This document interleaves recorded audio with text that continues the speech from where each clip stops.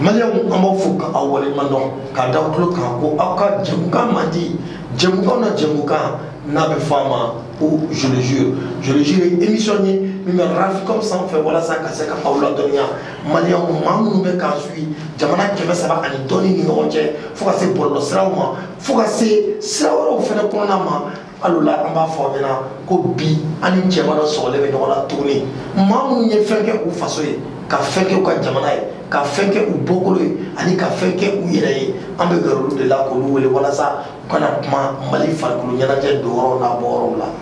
Maliens an ni cɛba dɔ bɛ ɲɔgɔn na n'a bɛ fɔ a ma Musa Sisoko nka Maliens aw y'a dɔn k'a fɔ maa i kɛra cogo o cogo i tɛ se k'i yɛrɛ fɔ maa wɛrɛ de b'i fɔ o kɔnɔna na Raficom anw nana an ka plateau in kan plateau sanuman ye k'an ka sponsor bɛɛ lajɛlen fo jeli Fama e ni sɔgɔma. Ma ni sɔgɔma. Baasi kɔni t'i la. Alhamdulilayi n bɛ Ala barikada. I bɛ cogo di. N bɛ Ala fo n bɛ Ala barikada n bɛ Ala kira barikada kisi ni a bɛ Mahamadu Mustafa ye. A tɛ tɛmɛ o kan. Jeli Fama an ka jɛmukan ye Maliens bɛɛ lajɛlen bɛ k'i lajɛ nin waati la minnu bɛ Faransi minnu bɛ Sénégal ka daminɛ Jo Bala la ka taa Papson ninnu na Faransi États-Unis na ɲuman ninnu ka taa presque diɲɛ bɛɛ bɛ k'an suit an bɛ waati min na bi o kɔnɔna na Jeli Fama émission in taabolo i bɛ kinibolo wuli k'a fɔ je le jure e bɛ tiɲɛ de fɔ danbe ani tilennenya kɔnɔna na n'a tɛ kɛ baasi ye. Problème foyi t'a la n bɛ n bolo wuli n b'o de fɔ ne bɛ kuma hadamaden jogo de kan ni kɛwale ne Musa Sisoko ne tɛ kuma fila kan n ye min dɔn n bɛ dan n ka dɔnda la jɔn Ala ye dɔɔnin dɔ de d'i ma i bɛ jateminɛ k'o la n'i ser'o la i bɛ dan ye n'i ma dan i ka dɔnda la n'i tɛmɛn'o kan i bɛ taa fɛn fɔ min bɛ k'i yɛrɛ bolo kuma suni. An b'i fɔ k'i waleɲuman dɔn wa Maliens ni an don tɔ je le jure kɔnɔ an y'o de fɔ aw ye Musa Sisoko maaw b'a fɔ Jeli Fama Musa Sisoko yɛrɛ ye jɔn ye Musa Sisoko ɲama i ka dɔ fɔ Maliens k'a dɔn e ye min ye. Ne ye Musa Sisoko ye ne Musa Sisoko ne bangina Banamba Amdalaye Banamba dugu yɛrɛ kɔnɔ n fa o ye Cheick Sisoko ye n ba o ye Altine Konate ne bɔra Banamba. O kɔnɔna la Jeli Fama bɔra k'a yɛrɛ fɔ an ye Jeli Fama ye jɔn ye nka Mali bɛɛ b'a fɔ Jeli Fama sɔrɔla cogo di. Donc Jeli Fama sɔrɔla sira min fɛ don min na Bagayogo ni Mali ni Côte d'Ivoire bɛ jouer don min na 97 ni fɛnkɛ ye biro n'a bolo ye Bagayogo o y'a sɔrɔ radio Clérou Baxi ale de y'a da ne na ko Jeli Fama parce que a b'a ye n bɛna terrain na ni bɛ joueurs supporter hali Mali ballontannaw n'u fari fagalen don n'an donna berserk kɔrɔ n'an kulol'u la a karisa y'a kɛ tan Salif Keita y'a kɛ tan ballontan bɛ kɛ ni dusu de ye ani faso drapeau n'an y'o fɔ joueurs yɛrɛ bɛ tɛgɛrɛ fɔ u bɛ courage ta hali bi bɛ Mali la premier mi-temps ni bɛ taa yɛlɛ joueur bɛ dusu ta k'a qualifier ka kɛ donc Baxi de y'a danne na radio Clérou Bokar Sise Baxi ale de y'a danne na ko Jeli Fama bon k'a danna ko Banamba Jeli o ye Sisolomani Seka tɔgɔ dalen ye ani Abdourazak Menda radio Bamakan bon sport musique la n'a bɛ fɔ ko Grand Griot équipe nationale Grand Griot o kɛra 94 Demba Kulubali fɛ 94 Demba Kulubali y'a danne na o y'a sɔrɔ équipe nationale bɛ préparation na u bɛ taa Tunisie o y'a sɔrɔ Ala ka hinɛ Mor Keita la Mor Keita entraîneur ye ani Demba Kulubali o de y'a danne na ko Grand Griot de équipe nationale bon sport musique la bi mɔgɔ mɔgɔ i ye émission daminɛ sport musique la o tile fo ka na bila hali sisan na a fɛn o fɛn bɛ yɛlɛ radio Mali la u si tɛ yɛlɛ fiyewu n'u b'a fɔ ko an ka foli bɛ Musa Sisoko équipe nationale jeliba an ka foli ba ye vraiment an b'a fɔ ka waleɲuman dɔn. Musa Sisoko an b'i fɔ k'i waleɲuman dɔn o la ni anw ye Musa Sisoko fɔ anw bɛ pousser ka don jeliba AC kɔnɔ an y'o de fɔ an bɛ nana o de ta ka se ka kuma an kana ko la kosɛbɛ. Musa Sisoko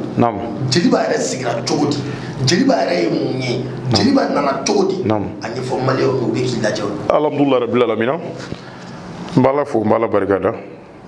ne yɛrɛ équipe nationale jeliba ye mais n ka tɔn ye jeliba ye n yɛrɛ ka tɔn ye jeliba ye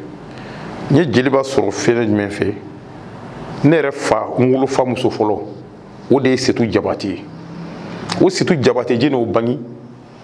o de ye Makani Makuma Jabate ye premier avocat du Mali président Modibo Keita ka conseil historique tun do Kuluba ale de ko ye Modibo Keita ka conseil ale bɛ conseil Modibo Keita ma donc n ba dɔgɔnin dɔ fana bɛ yen ko Mamutu Konate a bɛ tiɲɛ so bi ale fana jeliba kanu courage don ne na ale fana jeli bɛ si depuis fitinin a bɛ fɛnw san ka di yan a bɛ gulokibilenw ɲini ka di yan ko vraiment jeliba ye ale ka kibu ye donc n mɔkɛ fana Makani Makuma Jabate jeliba fana ka kibu ye donc n ka jeliba kanu donc n yɛrɛ woloba o ye Setu Jabate ye n'o ye n bakɔrɔba ye a bɛ tiɲɛ so bi an bɛ se ka fɔ an wolola jeliba du kɔnɔ jeliba tun bɛ entraînement kɛ Ngɔmi Yarabugu o kɛra o y'a sɔrɔ jeliba ma kiiri ka kɛ jeliba tile tɛ Bamako ye dɛ o tɔgɔ wɛrɛ de tun b'a la min n'o tɛ kelen ye mais o tɛ n tile la ko ye mais komi maakɔrɔbaden i bɛ baro kɛ maakɔrɔbaw fɛ i tɛ don fili la donc directement Ngɔmi Yarabugu jeliba tun b'a entraînement kɛ yen bon o bɔra yen o 1960 jeliba sigira Bagadaji sigira Bagadaji dugutigi bulon kɔnɔ jeliba sigilen sigidon u nana ka na dugawu kɛ ka tɔn sigi ko jeliba tile tɛ Bamako ka sɔrɔ ka fatiya ta ka jeli min bɛ a don bulon kɔnɔ an mɔkɛ tun bɛ yen an k'a ma ko Makani Makuma Jabate jeliba sigilen u ye fatiya ta Makani ko alhamdulilayi a ye papier ta a y'a tɔn ta ka sɛbɛn ka taa n'a ye Kuluba ka taa di Moro Keyita Moro Keyita y'a signé Makani yɛrɛ kɔni sigira ale ka quartier la donc o ye dugawu min k'a ye ale yɛrɛ bɛ kɛ jeliba président ye fɔlɔ a y'a ta a kɛra jeliba kanubaga a kɛra jeliba ɲɛmɔgɔ ye bon après Cɛba Kulubali nana jeliba président na o kɛra 1960 jeliba sigira Bagadaji de bon o sigilen 1960 jeliba balɔntana fɔlɔ o ye Karuma Keyita ni Cheikhna Tarawele kolon de o y'a sɔrɔ kolo kelen kelen Ala ka hinɛ na a bɛ balo la o y'a sɔrɔ ale tun bɛ fɛn de la ale bɔra Kaye 1950 a ye balon ta Kaye 1950 a nana Bamakɔ yan nɔ 1960 olu de kɛra jeliba balɔntana fɔlɔ ye Karuma Keyita kolon ninnu olu ka waati gardien o tɔgɔ tun Abulayi Tarawele a balolen bɛ a ka carte a balolen bɛ Bamakɔ yan o de ye jeliba gardien fɔlɔ ye wa o de ye équipe nationale fana gardien fɔlɔ fana ye Abulayi Tarawele n'a bɛ baro kɛ Abulayi Tarawele an ka baro laban yɛrɛ kɛra don jumɛn yɛrɛ Ala ka hinɛ kolo ka banni kɛ don yɛrɛ donc o de ye jeliba gardien fɔlɔ ye wa o de ye équipe nationale fana gardien fɔlɔ ye bon ka génération club wɛrɛw la o ni Jɔnkunɛ Samabalo de tun bɛ ɲɔgɔn sɔrɔ ani Ala ka hinɛ Duru Jakite la parce que nin ye histoire minnu ye o y'a sɔrɔ an yɛrɛ ma bange parce que an wolola du min kɔnɔ an wolola du de fana kɔnɔ donc anw ye siya minnu anw ka baara ye ka kalali kɛ parce que balɔntan yɛrɛ la u y'a daminɛ de ko balɔntan sans fier pompier sapeur pompier i kɛlɛ bɛ yɔrɔ min na an bɛ t'o kɛlɛ fɔ k'o ban an bɛ mɔgɔw tigɛ di ɲɔgɔn ma nin yɔrɔ la an bɛ foli bila Gisere la stade malien kɔnɔ kosɛbɛ cɛba dɔ don ka stade denw kala ɲɔgɔn na kosɛbɛ maraka ka jelikɛ don kosɛbɛ don nataw la an b'a yɛrɛ wele a bɛna plateau sanfɛ i filɛ k'o min fɔ nin ye o ye ne yɛrɛ ba dɔgɔnin de ye o y'o bannen donc balɔntan football nana de ka hadamadenw kalan siga t'o la football waati o waati an filɛ ka 60 minutes fɔ o y'a sɔrɔ bɛn bɛ yen siga t'a la jeliba supporter ni sar supporter ni yɛrɛ supporter bɛɛ bɛ taama ɲɔgɔn ka terrain na o y'a sɔrɔ bɛn bɛ yen jeliba sigira 1960 Bagadaji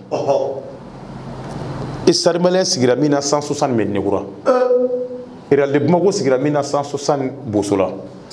a papier saba dira Makani Makuma Jabate ma a taara n'a ye Kuluba ka taa di Moro Keyita Moro Keyita y'a signé a don 18h Moro Keyita nana kuma radio Mali la a don a bɛ fɔ ko radio Soudan ɲama telefama ɲama o san 62 ɲinɛ ye Moro Keyita ko maliyɛnw nin ye club ba saba ye maliyɛn bɛɛ tɔgɔ la donc an y'a kɛ i n'a fɔ interquartier quoi parce que interquartier tun bɛ ninnu ladege Bagadaji Bosola Mɛnɛkura balimaya don o de kama maliyɛn bɛɛ ye kelen ye quoi siga t'a la n'i taara du kɔnɔ i b'a sɔrɔ kamalenkɔrɔ cɛ 6 fila bɛ jeliba la fila bɛ sadi la fila bɛ yirali la i b'a sɔrɔ bɛɛ bɛ fa la bɛɛ bɛ ba la donc a tilala de ka kulon sabati pour que mali farikolo ɲɛnajɛ ka taa ɲɛ jeliba ni sadi ni yirali sigira nin de kama o la jeli fama ka don o yɔrɔ min na o yɔrɔ diyara an layɛba jɛkulu ye hali bi an bɛ to jeliba ase kɔnɔ yala jeliba sigilen jeliba ka coupe du mali jumɛn gɛlɛyara kojugu ni e yɛrɛ hakili b'a la n'i bɛ se k'a ɲɛfɔ maaw ye o diyara n ye makan waati o diyara n ye jeliba ka coupe du mali min bɛ yen n'a gɛlɛyara n'a match bɛ lakali u b'a fɔ coupe du mali 2 ɲama parce que a coupe du mali 2 a bɛ se ka fɔ a gɛlɛyara mais a coupe du mali bi a mɛnna histoire la ka lakali hali bi a bɛ lakali histoire la o ye coupe du mali jumɛn ye min tanna 78 jeliba contre Iral yɔrɔ cɛkɔrɔ yɛrɛ minɛna 1978 le 28 novembre donc a bɛ fɔ o ma coupe de la vérité voilà voilà bon a don Fanamadi Jara o don y'a sɔrɔ mɔgɔw k'a ye kɛrɛ kura dɔ ta match daminɛna Iral ye bi don jeliba ka jɔ la bon après jeliba taara égaliser ka tila ka na deuxième match tan tuguni jeliba Iral ci ka coupe ta o match gɛlɛyara parce que a don jeliba dirigeant caman tun bɛ yen mɔgɔw tun ko ko jeliba ko fɛnɛ don bon kɔfɛ o kɛra 1978 bon 1979 toujours ni entraîneur bɛɛ ye Karuma Keyita de ye Keke an da bɛ tila ka se yɔrɔ ma Karuma Keyita cɛkɔrɔba minɛ don min na a don y'a sɔrɔ Karuma b'a ka baara la entraîneur don ma bɛ baara la banque la Bisawo la a don Karuma taara wari ta a yɛrɛ tɔgɔ la a yɛrɛ halala wari k'a ta k'a don jeliba la e ma terrain tɔgɔ d'ale la hɛrɛma kɔnɔ kun tɛ wa mais Karuma ma tɔgɔ da mɔgɔ la n k'a tɔgɔ da ko hɛrɛma kɔnɔ ko hɛrɛw bɛ yɔrɔ mais bi Karuma tilalen président k'a bila jɛnu a tɔgɔ dara jɛnu na bi a tɔgɔ b'ale yɛrɛ la a ye fɛn dɔ de kɛ o n'a ma fɛn kɛ a bɛ tɔgɔ bila la bon minnu bɛ yen ɲɛmaa minnu bɛ yen bi an b'u fo k'u ni waleɲuman dɔn u ye waleɲuman min dɔn ala k'a saru ye wa ala b'a saru ye bon hadamaden o kɛra 1979 faralen an dannen 79 la Karuma tilala ka tila ka taa classement wɛrɛ former tuguni min ka jugu ni 78 fɛnɛ ta ye i hakili b'olu la mɔgɔw kun ko cɛkɔrɔba tɛ yen bilen ko jeliba ko banna hakili b'o jour bɛ yen Karuma tilala ka na ni 11 vraiment n'i y'a jateminɛ numéro 1 Sori Kuruma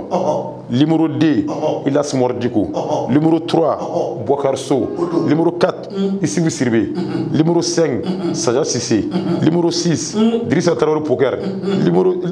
numéro 7 Ousmane Diallo numéro 8 Moussa Kone numéro 9 Barou Diarra numéro 10 Birima Traoré numéro 11 Fanyeri 79 premier minnu ye match tan fɔ et Sarmela Jurani mi yafle et Sarmela Jurani 11 mi ofle numéro 1 numéro 10 numéro 2 Adou Kanté numéro 3 Bouakar Diallo numéro 4 Lassine Soumarou numéro 5 Kaou Dougouré numéro 6 Cheikh Oumar Koné numéro 7 Lelele numéro 8 Draman numéro 9 Issa Bagayogo numéro 10 Diofolo Traoré numéro 11 Drabo entraîneur de Karuma Keyita de Djeliba Rafi comme ça fait il est unison 100 minutes 0-0. Karuma Keyita ye Fanyeri Jara labɔ a Cheikh Sala Sago ladon a don 100 minutes bɛ 0-0 de la président Moussa Traoré nana coup d'envoi di président Moussa Traoré ministre sport kun ye ministre sport kun ye Alpha Mor Konare ministre de la jeunesse sport Alpha Mor Konare ministre plan Banjugu Gakou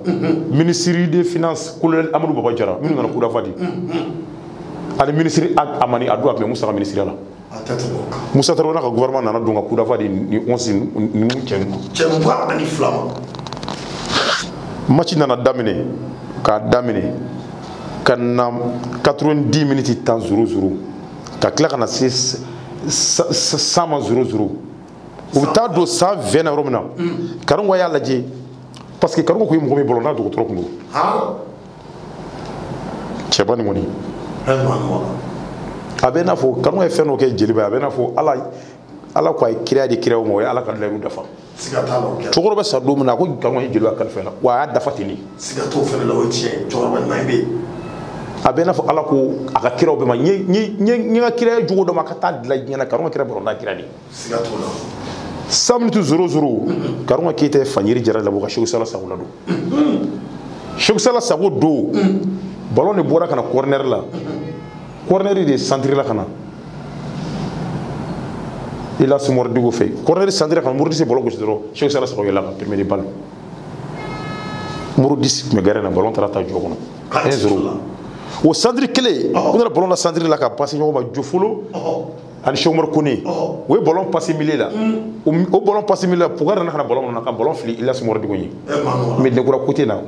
donneur yorena il a se mordu go bola ni ballon wa soro ko ta ki ngamni ay ballon ta ka ki ka boli ballon ka centre bla Cheikh Sala Sagoula 10 minutes début 2 minutes début Malion Rafi comme ça fait la kadi bon ko fait ballon dans la centre là Bogarso na ballon marqué kadi pokerma poker ballon fleto jukuri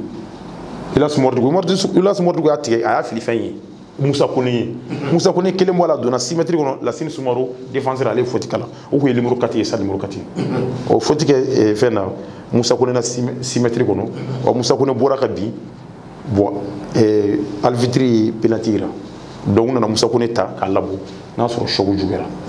bon Moussa Kone laboratoire penalty dans temps pour que penalty temps a wodo bon arrêt de jouer konana alvitri bina flé do ka matifier